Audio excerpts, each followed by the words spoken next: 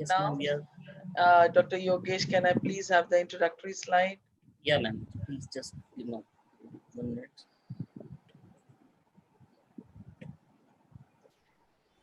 Yes, ma'am. So welcome everybody today for the second lecture of our series on solid state physics by Dr. Senthil. May I have the introductory slide? May I have the introductory slide? Yes, thank you so much. So we already know Dr. Senthil very well. He's connecting us to the history of science as well as to what is important in solid state, how we must focus our attention on the important points. And the way he gives the lecture, it makes you realize, oh, it is so simple. Why are we thinking so hard about it? You know, so that's one good part about your lecture, which I realized that you're telling everything, oh, this is just something, so easy. It's not a problem. So, and this kind of a feeling which is inside a teacher's mind, that this is also simple, gets conveyed to the student imperceptibly. So when I was a very young student in my school days, I used to find physics very difficult in class 11. I could not understand much of what what I was taught in school. And then came in class 12 was a teacher. I can never forget her. And she would speak about physics as if it was something like, normal breathing, in and out breathing, so simple. And then that transformed. I said, oh, it's so simple. So that's your lecture. And I think that's the best introduction. Rest, we all know that he has been working as an assistant professor in the Department of Physics and Astrophysics, University of Delhi. And he's got N number of papers, 5 PhD students, plasmonics group initiation in the Department of Physics, and 15 years of research and teaching experience. And he's the who's who in this field. So welcome, Dr. Senthil. We are happy to have you here today with us. Thank you. Thank you, Punita. Thank you. So, okay, shall I share my screen? Yeah. Please.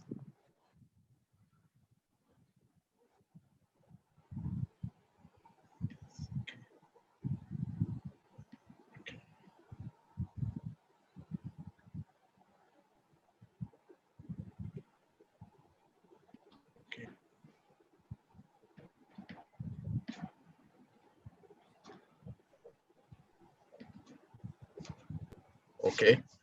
Good evening, everyone. Okay. So you have seen me for the last three days or something. Yes, right. So and is there? Dr. Senthil, the audience has a mixture of graduation and post-graduation students. Yeah. Okay, I understood. Okay. So so was there any queries from yesterday's lecture, something like that? If there is any queries regarding till now, they can ask, so that, because I'm slightly deviating from the previous lectures today. Okay, so if there are any queries for the previous lectures, you are most welcome to ask.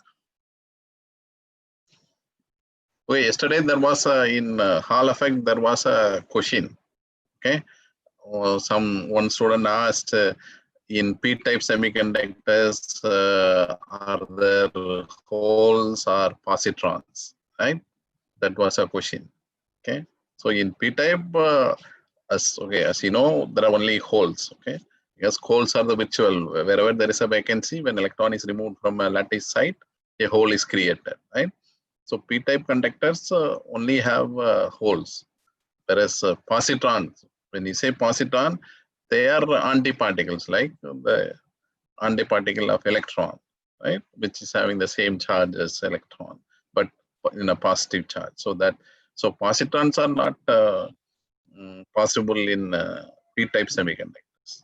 Okay, so positrons are separate particles. Okay, you have to create them. So they are not certainly available in the p-type semiconductors. Okay, so that was just information. Okay, for the yesterday's question. Okay,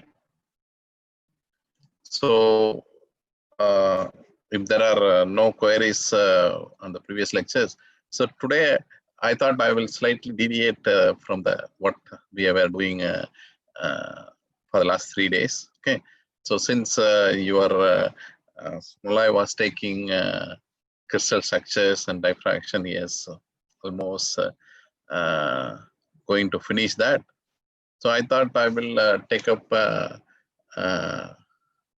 continuing topic like vibrational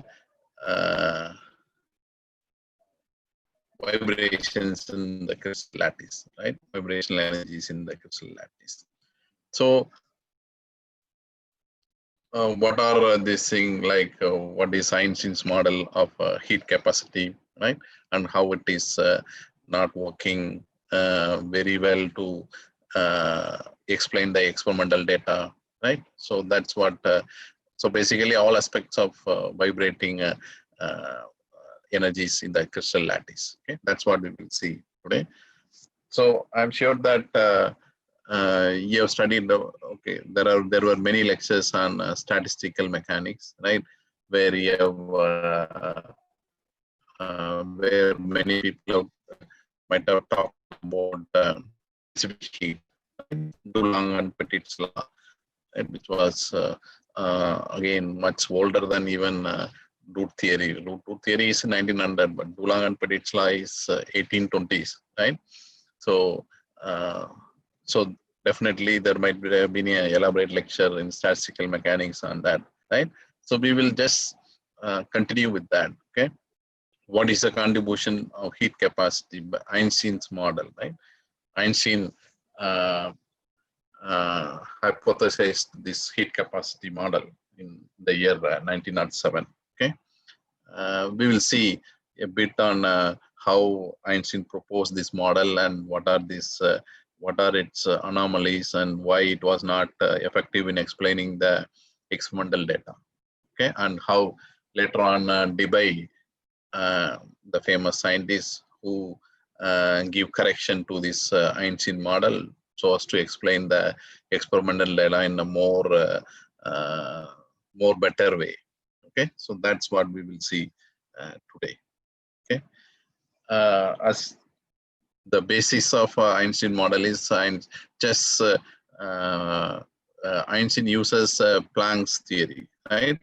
Planck proposed that atoms consist of small simple harmonic oscillators, right? That's what Einstein took the idea from Planck's hypothesis. Okay, so as you can see, all atoms are vibrating around their mean positions, right?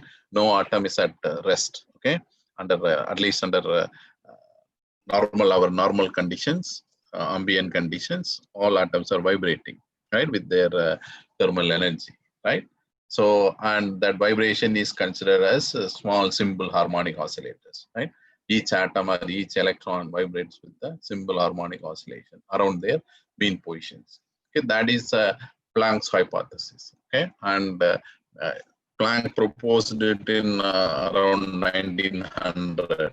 Okay, even though it was even before quantum mechanics was invented, but that idea is still valid even today. Okay, so that was the effectiveness of Planck's hypothesis. Okay, the same idea Einstein uses. So for a vibrating atom, the energy, kinetic energy plus potential energy, right? Because all atoms are vibrating with a simple harmonic oscillator, so we can equate it to the simple or the kinetic energy and potential energy to a simple harmonic oscillator, right? Okay, for one dimension, it is of mx square, me square plus of kx square, right? So similarly, you can write it for 3 dimension also. Vx, Vy, Vz, and Kx, Ky, Kz. Kx, Ky are the spring constants. Okay, so this is what Einstein proposed based on purely classical, okay, statistical mechanics. Okay, so each average energy, each simple harmonic oscillator, say each direction is 1/2 kVt, right? So the total energy will be 6 into 1/kVt. So total average energy of a system under ambient conditions is say 3 kBT, right? That's what Einstein proposed. So for a solid which is having n such atomic, because in a solid, as you know, Avogadro number of atoms are there. So Avogadro number of atomic oscillators are considered. So Einstein considered a Avogadro number of this one. So the average energy is 3n kBT, because n is the number of atomic oscillators, right? And so what is the total energy, right? This is the average energy is 3n kBT. So the total energy is total energy per mole, okay, per gram of the sample per atomic mole is that is given by 3RT, the famous thermodynamics law, right? The R is a gas constant, right, which you know. So now, so what is the heat capacity when you know the total energy per mole? What is the heat capacity at constant volume, right? Constant volume per mole. That's a standard. When you say heat capacity, it's always referred to heat capacity at constant volume. Okay, so this you know, so the heat capacity is defined thermodynamically or statistically by this formula, right? D by dt of the total energy per mole. Okay, so when you actually calculate that, it turns out to be a constant. Okay, that's a classical theory of classical statistical mechanics, you can say, right? This is a famous specific heat capacity proportional to 3R, right? Which we know even Dulong and Petit, right, proposed it at very high temperatures. This is valid. CV proportional to 3R, right? That is the well-known Dulong and Petit's law. Even Dulong and Petit's law obeys this relation, CV proportional to 3R, but at very high temperatures. Okay, the problem comes is that okay, very high temperature and slightly higher temperatures, it's valid. So there is a problem. question, excuse me, sir. There is a question in the chat box. Yeah, please. What is the? Einstein did his all the concept in physics or Planck work, or all were by nature. Can you repeat the question, please? Yeah. Please. Einstein did his all the concept in physics or Planck work, or all were by nature. No. Okay, not all works. I am considering only about this one, the specific heat work. Okay, the theory of specific heat. Okay, for the theory of specific heat, Einstein considered Planck's hypothesis. Okay, not for okay all for all his other works. Okay, he has okay derived inspiration from different people as well as his own ideas. Okay, but I am here considering only about the specific heat.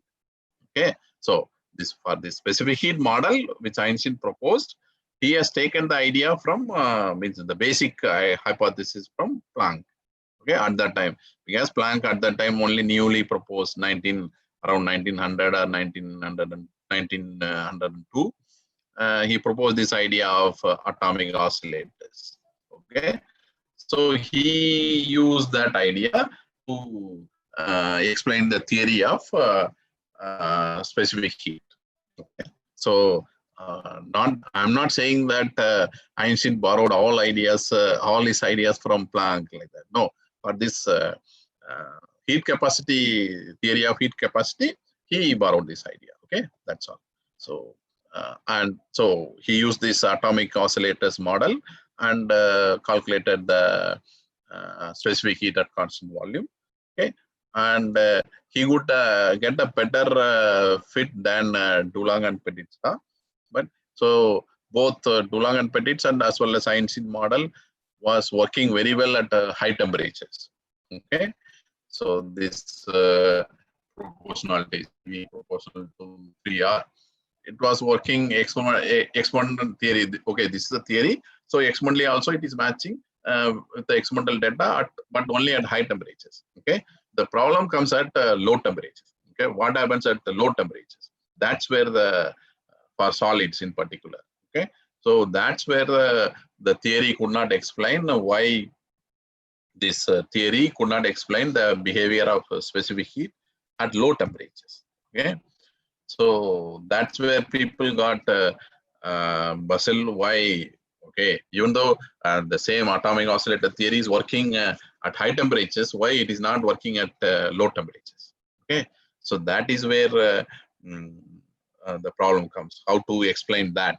Okay, that's where. So that's what people at that time were wondering. So as you can see, so we will see in detail what is the Einstein's theory and then how it is modified by Debye model later on. Okay, so that's what we are going to see in detailed steps. Okay, so say around 1900, Planck proposed this atomic oscillators idea. Right, each oscillator, each atom is vibrating with an energy. Right. Is quantized energy, right? N h cross omega, right? So that's a famous Planck's relation, E is equal to h cross omega, right? And N can take values from 0, 1, 2, 3, right? So this is the idea. Einstein borrowed it from Planck. Okay, so for explaining the specific heat capacity of solids. Okay, so this we know this formula is modified later on by quantum mechanics, because this is, as you can see, this is in 1900. So quantum mechanics showed that the energy of simple harmonic oscillator is n plus half h cross omega, right? So that was at ground state energy, right? Here at zero temperature, it has to be zero. That's what Planck proposed. But quantum mechanics found that even at zero temperatures, right, very low temperatures, there is a of h cross omega, right? That small oscillations are possible, right? That's what quantum mechanics correction is, n plus half h cross omega.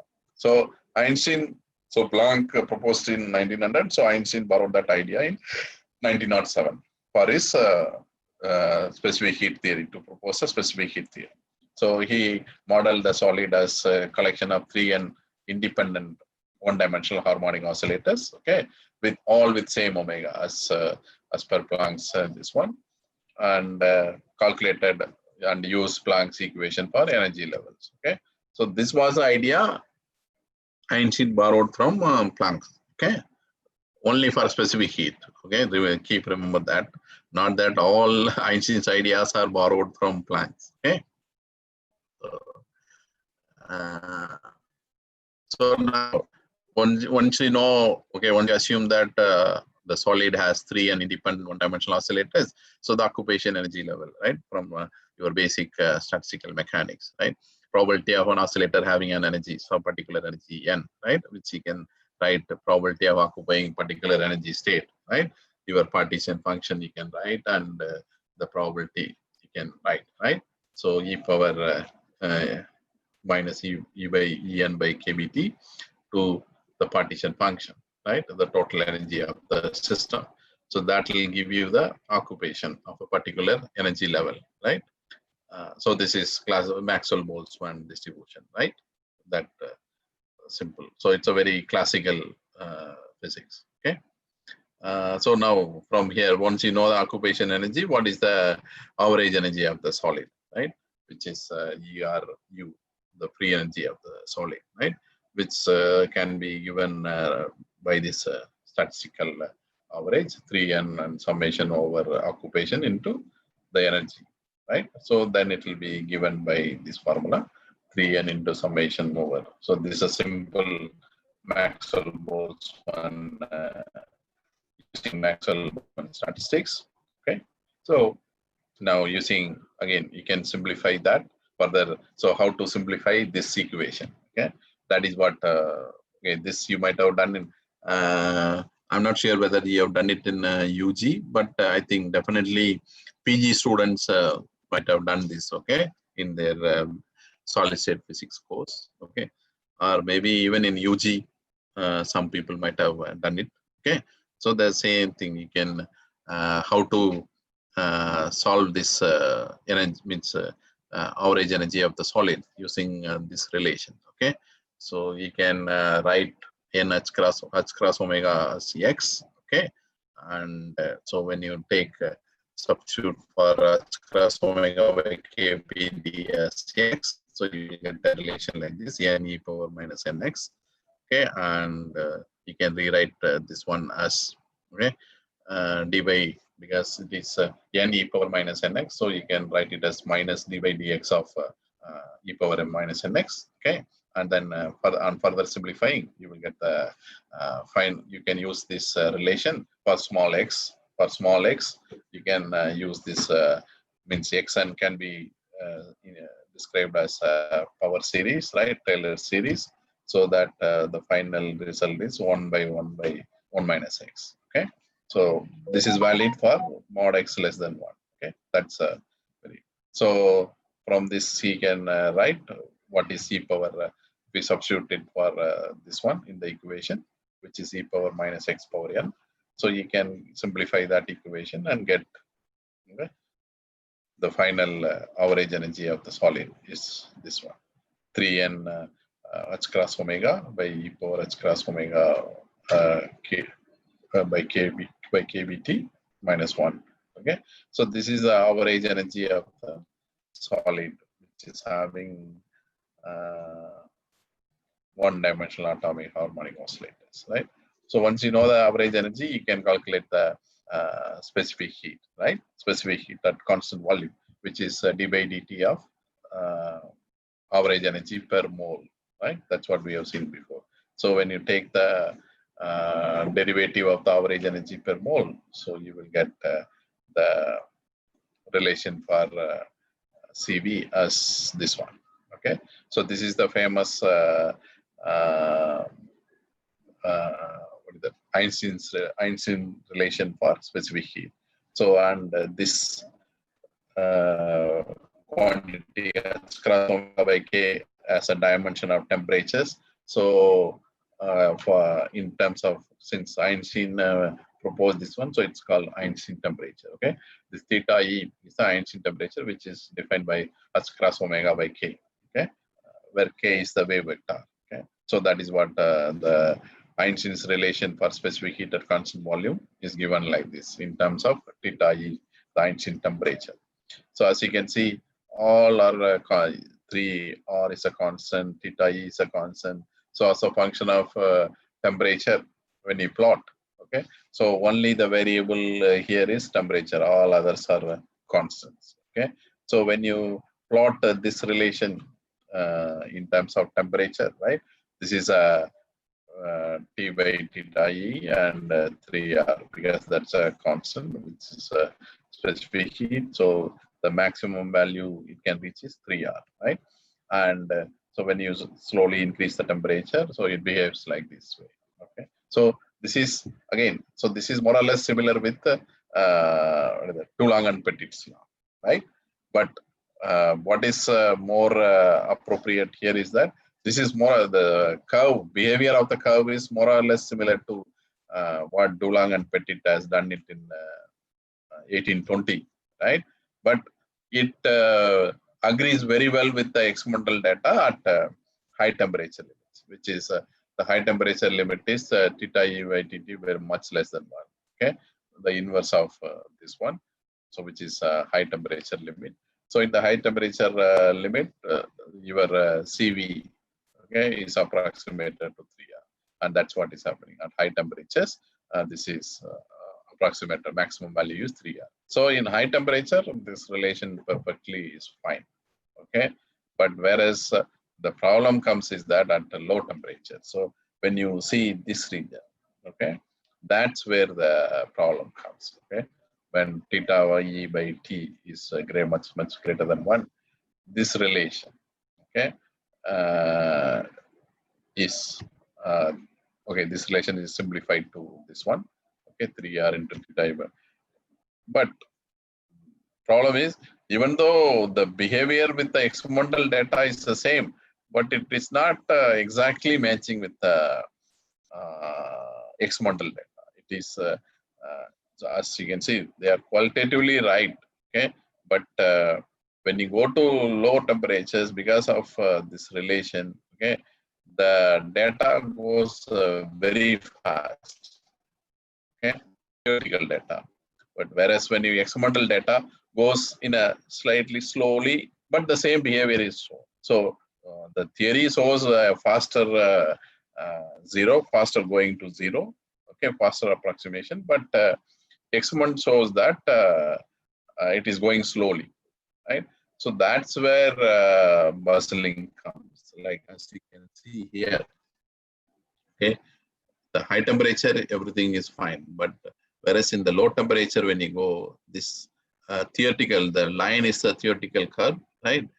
Here, okay, you can more see, visibly you can see for copper, okay, at high temperatures, okay, the value matches high temperatures, but whereas, so the line is a theoretical value, the dots are the experimental values, but when you see at low temperatures, right, the line goes much steeper, but the points are just above that, okay. So this is what worrying, why when the theory works for high temperature, why not it is working for low temperatures, okay. That is where the high temperature behavior is reasonable, but with temperature, yes, but the low temperature behavior, CV is too quick in the theory, but the experiment doesn't go like that, okay.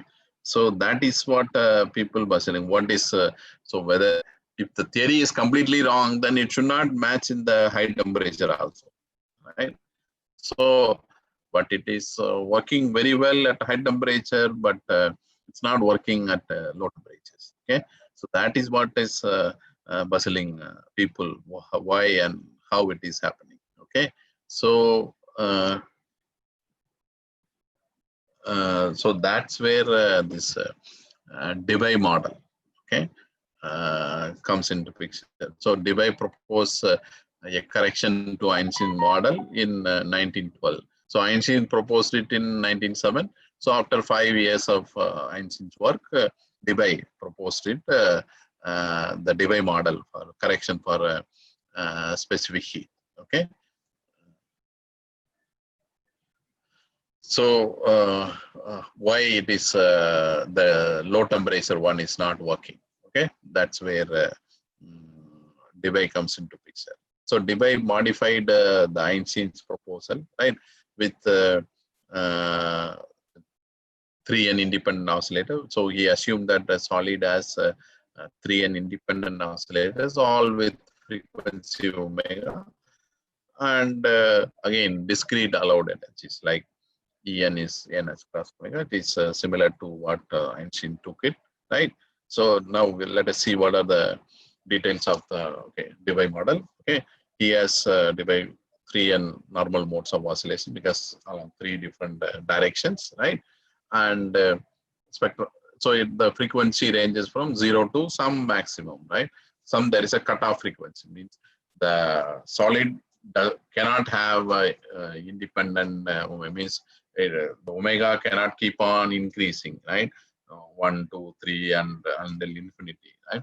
But for a particular solid, so depending on its say configuration or the number of electrons available, there has to be some cutoff value or maximum value for the omega, the frequency which with which it can oscillate, right? So that's what Debye put a cutoff, right? The omega is not arbitrarily random, so there is some value from say 0 to omega max, some cutoff value, right? So that is the criterion he has put. And again, one more this one he proposed is the treat the solid as a continuous elastic medium. Okay, so okay, here classically we ignore the details of the atomic structure, right? But let it be whatever structure it is, right? But we are considering them as independent oscillators, right? Having certain frequencies, right, on their own. Okay, but the frequency is not random. So depending on their number of electrons or arranged electronic configuration, so this can be limited to some cutoff frequency, right? So that is what is the proposal by Debye. Okay, so as to modify the Einstein's theory of specific heat. Okay, so these changes the expression for CV, the Einstein whatever expression, because each mode of oscillation contributes a frequency independent heat capacity, right? So that is what Debye has proposed. Okay, so he has proposed by proposing these conditions, say 3 conditions. Okay, he has modified the specific heat capacity as proposed by Einstein. So he has just added this criteria. Means the spectrum of frequency is there is a cutoff, certain cutoff. Okay, it cannot have higher than that. Okay, so that is what the number of oscillators per unit omega and Einstein's function. Okay, this is the same Einstein function which Einstein has used. Okay, so now instead of in Einstein, as you have seen in Einstein case, he has used summation. Okay, summation means he has considered discrete energies. Okay, discrete energies are possible, but here in Debye case, okay, he has integration. So what is the difference between? He has considered this as a continuous elastic medium. So all energies from omega 0 to omega maximum are possible. Okay, continuously possible. So that is the these are the 2 major points which Debye has modified in Einstein's relation. Okay, so one is there is a cutoff frequency omega max, and also the solid as a continuous medium. So it can have all range of energy values from 0 to omega max. Okay, so that's why the calculation of CV includes a integration. Integration means a continuous. Okay, because here the solid is considered as a continuous medium. Okay, whereas Einstein considered in independent oscillators. Okay, so that's why discrete oscillators with the discrete energies. So that's why Einstein's equation carries a summation. Okay, so discrete values of energy is possible, but here the major difference is that this continuous energies are possible because the solid is considered as a continuous medium. Okay, so like from crystal structure point of view, you say the lattice, right? The lattice connects the different atoms, right? That's what a crystal structure is formed, unit cell is formed. That's what you have seen in your previous lecture, right? Same thing. So that's what Debye proposed. So by doing these 2 major changes, okay, he has modified the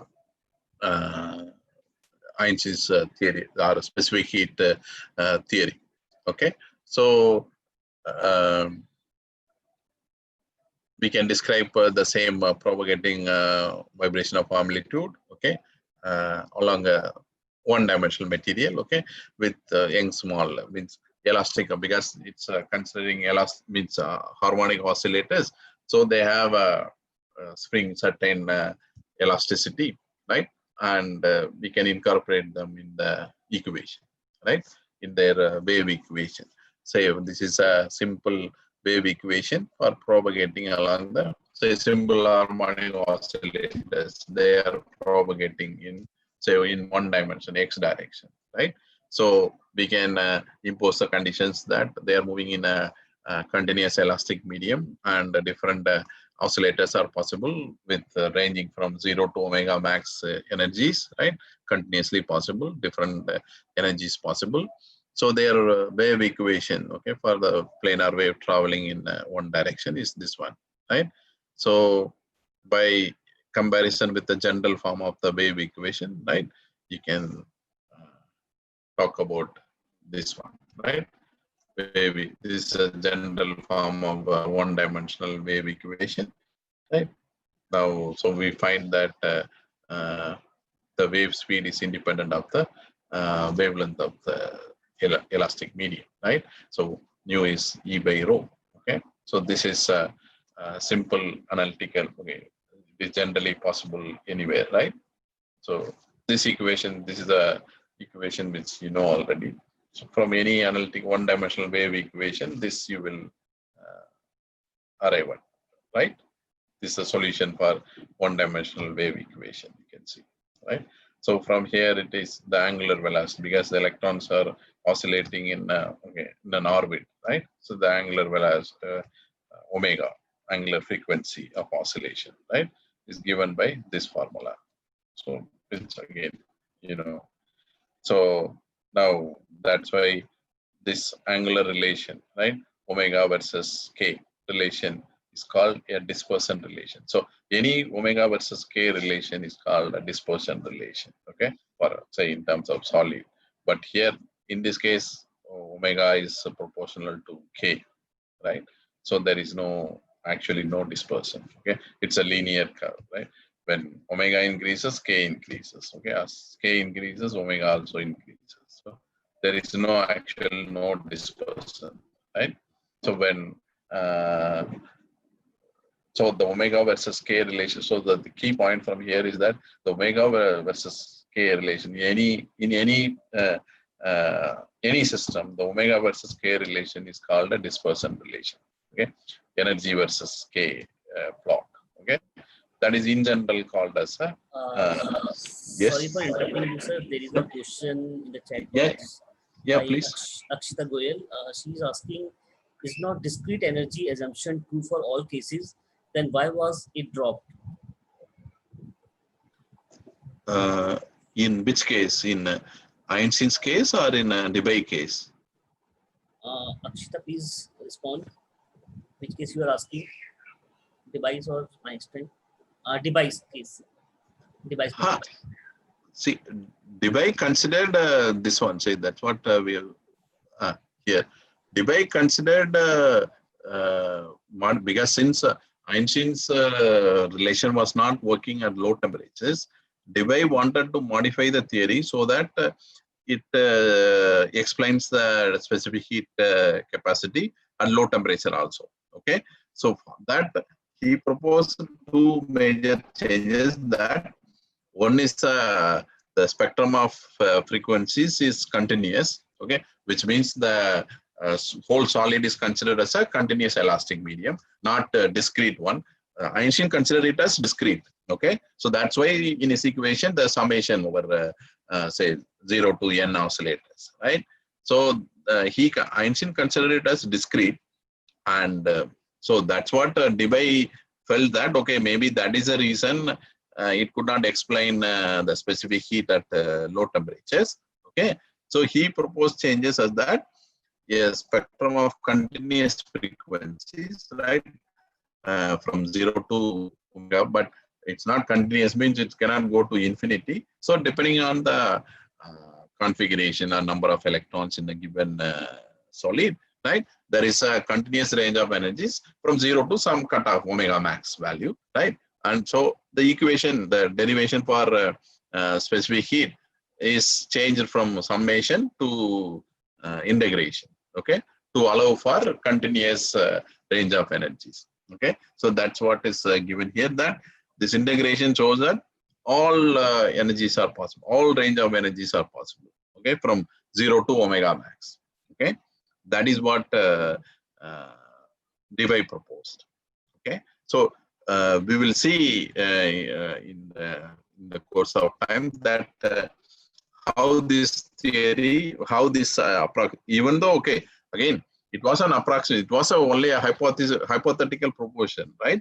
But whether it works or not, yes, we have to see that. That's what we are going to see, how it works and why it works. Okay, so but since this is a modification, Debye proposed in explaining in the better way to which to circumvent the problem of specific heat at low temperatures.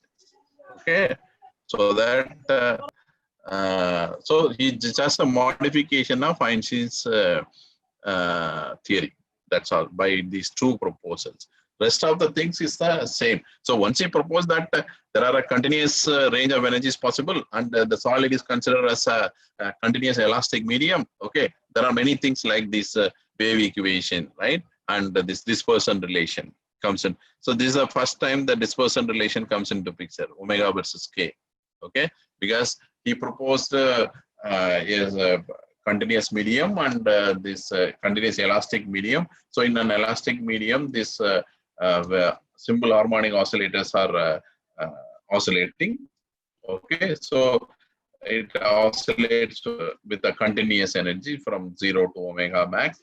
So each from one end of the solid to the other end, the waves are propagating, right? So that's where this one-dimensional wave equation comes into picture. Suppose if we consider a one-dimensional solid, okay, this is the wave equation for a plane wave traveling inside the one-dimensional solid, and which gives rise to this relation omega versus k relation, which is in general called a dispersion relation. Okay, so and that's where there are two velocities possible, right? One is phase velocity and another one is group velocity. So phase velocity means each oscillate. So what is phase velocity and what is, so there is a two different velocities for in a given solid. Okay, so the group velocity means only the energy, atoms are not moving, atoms are not physically moving, right? But they transport their energy, right? So that's what this group velocity gives rise to. Whereas phase velocity, the atoms are moving, okay, in phase with each other or out of phase with each other, okay, depending on that. So there are from this dispersion relation, okay, these two velocities, group velocity and phase velocity, comes into picture. So just with the simple modification, there are this many new things comes in Debye model. Okay, so that is the advantage of Debye's model. Okay, so even though just propose two modifications, it gives a lot of insight into the solid, how the planar wave oscillates in the solid, okay, or vibrating solid. And okay, based on that, we can solve this. This is a very standard problem in okay, in any basic solid state physics, right? One-dimensional monatomic lattice. Okay, the Debye model. Suppose we consider one-dimensional monatomic lattice. You consider all atoms are same in the lattice, so they are vibrating with a particular energy, right? So and all ranges are possible, omega to omega maximum, right? So what is a equation of motion for this one? Okay, so for this particular atom, yes, okay, if you consider this particular atom, yes, so it can vibrate both on the right side as well as on the left side, right, with a small displacement, which is us. Okay, similarly each atom, s minus 1, s plus 1, they also vibrate around their mean position. Okay, so that's what is considered as a simple harmonic oscillation. Okay, the vibration of the each atom around their mean position is considered as a harmonic oscillator, right? So that is what they call it as the solid is made of atomic oscillators. Okay, so for if you want to write for a one-dimensional monatomic lattice, which all atoms are uniform. So what is for atom S, if you want to write the equation of motion, right? So, okay, these are the basic definitions, like near number of nearest neighbors is P is equal to plus or minus 1, okay, because it's a one-dimensional lattice, right? And constant, force constant is same for all the atoms, right? So we can write the force acting on, say the force acting on, say, particular atom S. Okay, so what is the force acting on this S? Because there are force acting from S minus 1 as well as S plus 1. Okay, so summation over P, Cp, where Cp means Cp is the force constant between two atoms, right? Cp and Us plus P minus Us. Okay, so you for this one, it can come from this side and that side. Okay, so summation over all P. P ranges from minus P to plus P, or minus infinity to plus infinity. Okay, so because in this atom, force can come from this side, right side, as well as left side. Okay, so that is what is this summation over P. P ranges from minus infinity to plus infinity, and this USB is the displacement of the atoms on either side. Okay, so and this is a standard for what is the force acting on this one. That's what for atom S. So similarly, you can write it for each atom, either S minus 1 for all atom, it is same. Okay, so that is what we are concerned. So we have to now what is the how to what is this force equivalent to, right? That's what, so we want to find the equation of motion, right? and find a solution for the displacement. That's what we are going to see, right? So using this force acting on a particular atom is equivalent to the mass into acceleration. Okay, that's simple Newton's second law, right? So mass into acceleration, which is displacement square, right? Second derivative of the displacement, dou square us by dou t square. So this is equivalent to this force acting on a particular atom. So now what is the solution for that? It's again simple means second order differential equation, right? So the simple solution is a harmonic wave solution, plane wave solution, right? So you can use plane wave solution and substitute this plane wave solution in this equation and solve for US, right? So when you substitute this plane wave solution into this equation, the double derivative, this is a double derivative, and for U, you can substitute this plane wave solution, okay? And further simplifying that, you can simplify that, and so some common terms will get cancelled. So you will get this one. M omega minus M omega square is summation over Cp over IKBA minus 1. Okay. So since Cp is by symmetry, because both right side and left side. Okay. Since it's a one-dimensional monatomic lattice, both right side force as well as left side force, both are same. Okay, so the spring constant is the same. Okay, that's why C minus P is C of P, right? C of P is the force constant, right?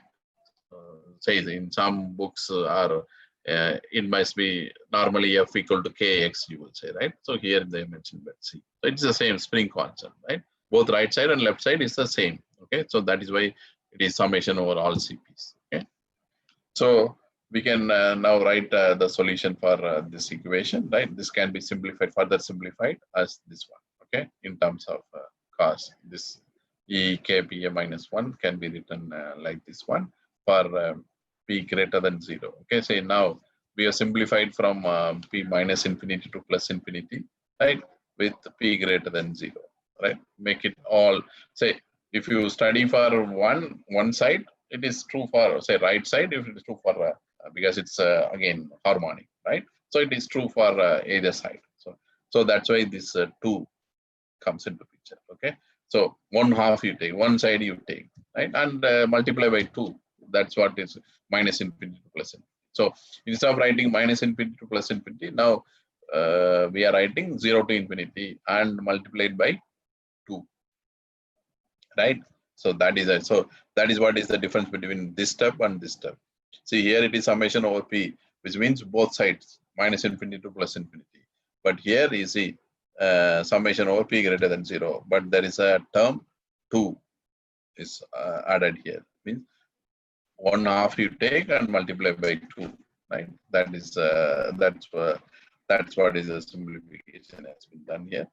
And so finally, further simplifying, this is a relation. So the frequency of oscillation of each harmonic oscillator from this relation is given by this one. So again, so this is a omega versus k, okay, relation. So this is a dispersion relation. Okay, any omega versus k equation is called a dispersion relation. So this is a dispersion relation for a monatomic lattice, one-dimensional lattice. Okay, so in a one-dimensional lattice, each atom vibrates around its mean position.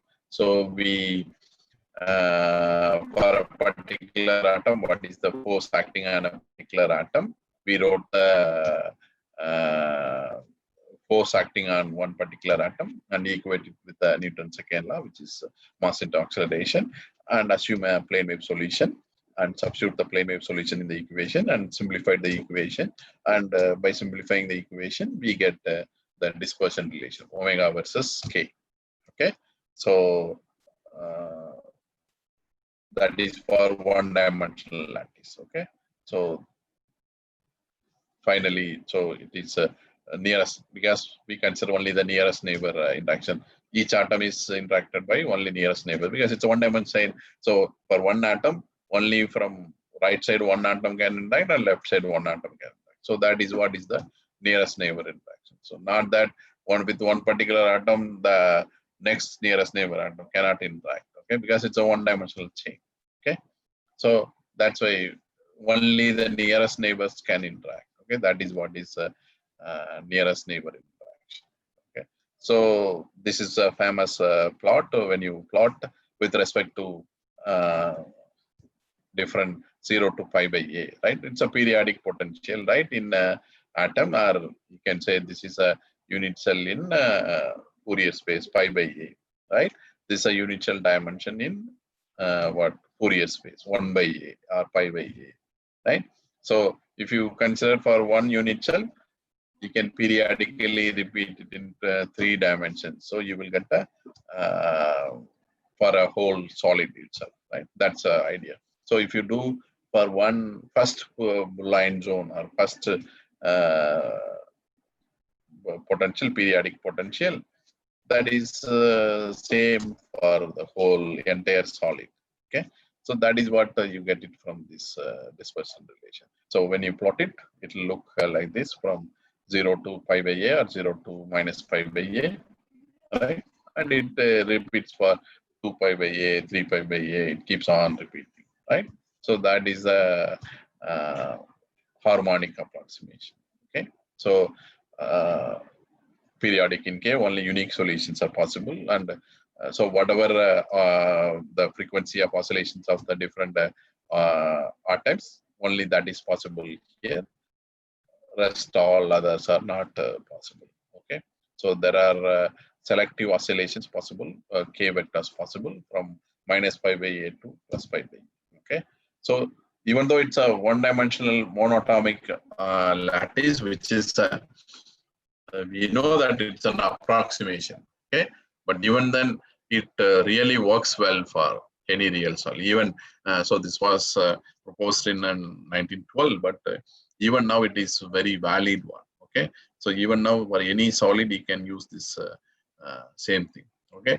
So this can be expanded to 3-dimensional lattice also, okay, and it works very fine, okay. So okay, that is what is given in this one. The omega versus k relation can be extended to 3-dimensional, from 1 dimension to 3-dimensional also, and it works very well. So these are some of the experimental parameters for different aluminum, right, for in different directions, okay, different Boolean zone directions, right. So you can see Boolean zone, right, different Boolean zones, and it exactly matches with say your 1-dimensional result. Even though it's a 3-dimensional solid, it matches with so the approximation is a very, very valid 1-dimensional approximation is a very, very valid approximation, okay. So that is what these results show actually, okay. Okay, so this can be extended, okay, but do I have more time, or should I stop at this point? Sir, you can continue for 5 minutes. 5 minutes? No, because if I start 5 minutes, I cannot finish, because this okay, I can take some questions. Maybe I can continue this tomorrow, because it's again okay. If there are any questions, I can take. So students, if you have any question, Is there please any ask. question?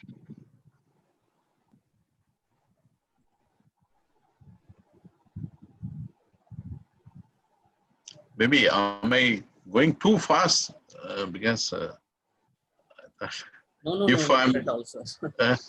if I'm going talking too fast, please let me know, okay? Because since there are no reactions from the students, I don't Students know. are asking for your PPT, sir. I think they like your lecture very much. Oh, okay. I will make in this weekends, okay? I will definitely send, because I was busy with some teaching in the department. So, but tomorrow and day after I will do, and I will send it. Okay. I think Definitely I things will are do very, it very much tomorrow clear to and day them, after and there and is send. no So there is one question Okay. in the chat Yes, box. yes, yes. The Fourier space like a reciprocal space or something else? No, yes, both are same. Fourier space or reciprocal space, both are same. See, here in real space, we are talking about, say, you cannot talk about Avogadro number of atoms, because in a solid, you generally have Avogadro number of atoms, right? So you cannot solve any equation in real space, because the real space, you have to then deal with 10 to the power 23 atoms, atomic points, right? So, so each 10 power 23 atoms, right? You transform it to Fourier space or K space, right? Fourier space or K space or Boolean zone, all are same. Okay. So when you transform it to K space, all 10 to the power 23 atoms behave in the same way. So they are considered as one point in the Fourier space or K space. Like that. So it is easier to solve equations in K space, at least for solids. Okay, if we consider a solid as a whole. So that's why we always go solve the equation. Then you can Fourier transform back, inverse Fourier transform, and come to real space. Okay, that is the final solution. You can inverse Fourier transform and make it in real space. So that is easier. So for solving, it is always better to go to the Fourier space and solve it in a easy manner, and then inverse Fourier transform and come back to real space. Okay, so whatever you solve in Fourier space, if you inverse Fourier transform in real space, and it is valid absolutely in the real space.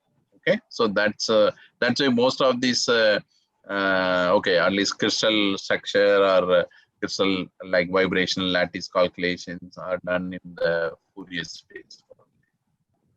Okay. Yes. Yeah, there is another question. Yes. So there is another question. Did Debye's model exactly match with experimental value?